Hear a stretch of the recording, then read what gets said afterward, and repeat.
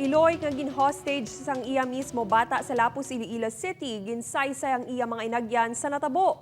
Lalaki nga nag-hostage sa iya Iloy nagapabilin sa ospital. Si John Sala nakatutok. Nangin makalawat-awat ang kitabo kahapon sa Barangay Progreso, Lapus, ini matapos masobra 5 ka oras na gin-hostage ang isa ka lalaki ang iya senior citizen nga Iloy sa sulod sang ila balay.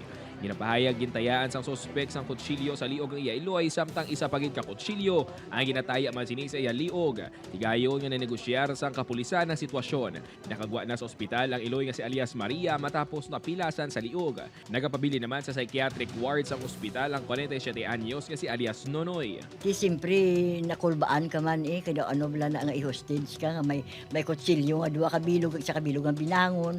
Di ang sa isip mo sanda nga ayhan base amo na ang last ko nga kabuhi diri sa kalibutan.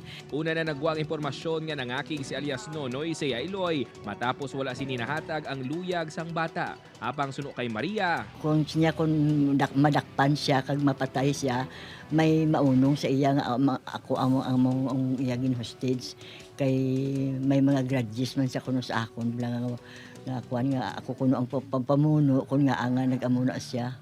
Dugang pa sang Iloy, apisar nga ininangay kaduwa nga tion nga gin-hostage siya sang iya man lang bata.